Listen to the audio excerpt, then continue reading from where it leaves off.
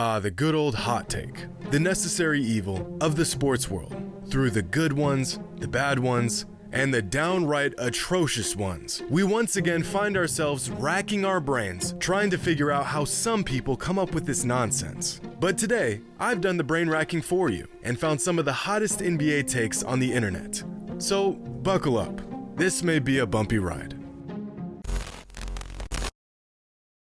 This video is brought to you by Squarespace. Squarespace is an all-in-one platform for building and growing your business online. Whether you've got a product or service you want to share with the world, a passion project you're ready to expand and enhance, or maybe you're looking for a comprehensive platform to tackle all of your business demands, Squarespace makes it easy to create a dynamic and professional website for your business. With award-winning templates, an intuitive design process that requires no prior experience, and integrated features like SEO tools and website analytics. Creating a beautiful and engaging website used to take an entire team of dedicated professionals and a massive budget to pull off. But thanks to Squarespace, creating a website like this is now far easier and more affordable than ever before. I'm also a big fan of the Member Areas feature that Squarespace offers. This feature makes it easy for creators to monetize their work by selling access to exclusive content like videos, online courses, and newsletters. Use Squarespace's world-class tools and resources to build a website that reflects your brand and resonates with your audience. Head to squarespace.com for a free trial, and when you're ready to launch, go to squarespace.com/Jimmy High Roller to save 10% off your first purchase of a website or domain. Turn any idea into a reality today with Squarespace. Now that the NBA season is over, I did my reluctant but mandatory scrub through NBA social media in search for a new batch of hot takes. And to no surprise, what I found was downright appalling. Now, I'm no expert or anything, and I've definitely had my fair share of bad takes, but some of y'all should seriously have your accounts deactivated for the absolute tomfoolery y'all are posting on these pages. And after sifting through hundreds of takes, here's some of the best and worst that I came across. With rumors of Kyrie Irving leaving the Brooklyn Nets floating around over the past week, this first take speaks volumes to how I think a lot of NBA fans are feeling at the moment. And it might just be one of the best hot takes I've seen in a while. This NBA fan says that super teams and super team-ups bore him now.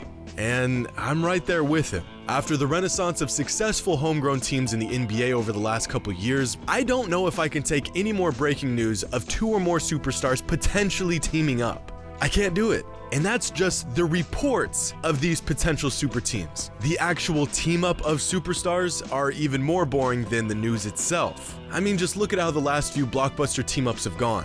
Kyrie and Durant, absolute shambles. Add James Harden, even bigger bust. Kawhi Leonard and Paul George, I'm not even joking when I say this. Sometimes I actually forget they're even on the same team.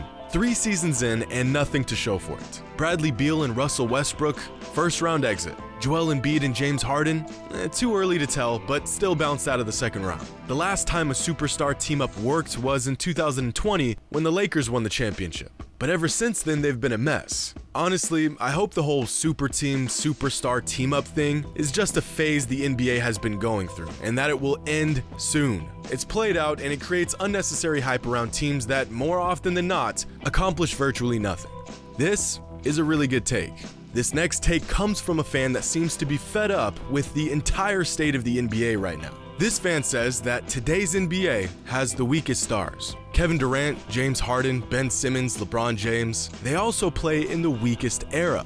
Now, in all honesty, this fan isn't completely wrong, but he's not completely right either.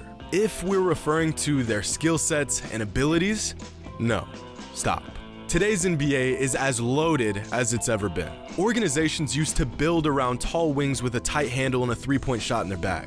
Now they're just a dime a dozen. 25 years ago, if you could find a 7-footer who can shoot from outside 20 feet and not dribble the ball off their feet, they were a unicorn. Now those attributes are pretty much a requirement for most big men. It's just the natural progression of the game. Players use the generation before them as the blueprints and they build off of it. The league is so loaded right now that you've got first ballot Hall of Famers like Kevin Durant, Stephen Curry, Chris Paul, and LeBron James receiving virtually no regular season MVP votes. Just to make an All-NBA team, you have to put up a damn near 20-point double-double. This past season, Pascal Siakam barely squeaked into All-NBA third team, and the man averaged 23, 8, and 5 a game. 23, 8, and 5 and the man almost didn't make the cut. The NBA is exploding with talent right now, and if you believe otherwise, I implore you to just go watch a game. But I do think that the other half of this take has some validity to it. Mentally, psychologically, yeah, it does seem like some of today's NBA players are mentally weaker than some NBA players from the past. Raging on social media, replying to tweets from fans, replying to tweets from members of the media, replying to tweets from other players, complaining about every other call, or no call for that matter. So, yeah, I don't want to overgeneralize, but it really does feel like the NBA has gotten softer or weaker in that department. But let's be honest, if Twitter existed in the 80s and 90s, you cannot convince me that guys like Shaq or Dennis Rodman or Gary Payton wouldn't clap back at fans. I just saw Shaq slam dunk a fan on Twitter the other day. So this take isn't bad, but it isn't good.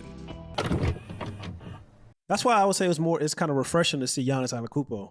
He's doing his thing. I mean, I was like skeptical because, he couldn't make a jump shot free throw, but after what he did last year, he won me over. I was, because I know he wouldn't have been a force back in the days. That's would or would not. He wouldn't have been a force. He wasn't be doing no Europe to the basket like he doing Euro step to the basket and just get layup. No, somebody gonna knock his head off. He been come on the bench back in the days. Yo, come on. That's kind of heavy. Come on. The first time I was like, maybe. Two-time MVP coming off the bench, Giannis? Who's guarding Giannis during your time? Well, if he playing, I'm guarding being power forward, the next power forward. I mean, it didn't matter. But he wouldn't have been, 50 and can't make a free throw or jump shot. No, he'd be at the free throw line. Why do we do this? What does Charles Oakley have to gain by taking a shot at Giannis? Coming off the bench? If I've said it once, I've said it a million times. All-time great players would be great in any era. They would adjust their game accordingly. That's what makes them great. This would be the equivalent of saying Shaq wouldn't be dominant in today's NBA because he doesn't have an outside shot. It's just ridiculous. Do you really think you're stopping this, Charles? Or this? Or this? Awesome. You know how to clothesline a guy and put him on his back. Congrats. Now Giannis knows this is coming, and next time he comes down the court, he's going to Euro step past you and punch one in on your head. Or better yet, he'll just go right into your chest full speed and get the call every single time. Physical defense does not automatically mean good defense. In fact, a lot of the times it means the exact opposite. When you can't guard a guy, you end up just hacking him. And aside from the all-time great bigs we all know from Oakley's era, who exactly were these amazing bruisers that Giannis would be coming off the bench behind? Charles Oakley's best season in the NBA was in 1994. He was an all-star in that year. The starting power forwards across the league looked like this. Giannis is not only arguably bigger than every single starting power forward back then, the vast majority of these guys were just role players. Look at the Bucks starting power forward in 1994. Frank Brakowski. You're gonna tell me with a straight face that Giannis is coming off the bench for Frank Brakowski? Stop it.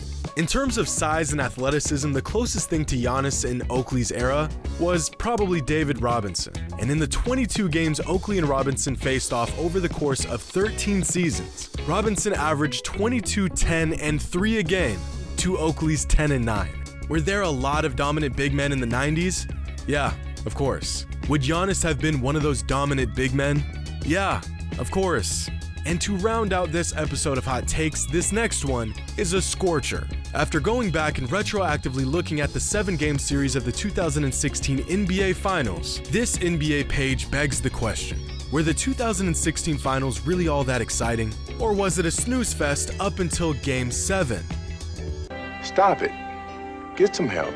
I assume most people watching this video right now were fans of the NBA in 2016, which means I could probably assume most of you watched this series in real time. And if you did, you know how exciting this final series was from start to finish. Sure, by just looking at this series through the narrow lens of just the final score, it looks like it wasn't all that exciting. In 6 of the 7 games, the winning team won by double digits. 2 of the 7 games ended in a blowout of 30 points or more. But are we already so removed from the series that we can't simply recall how incredible it was? It's not like we're talking about the epic Celtics comeback over the Lakers in the damn 1962 NBA Finals. This was 6 years ago.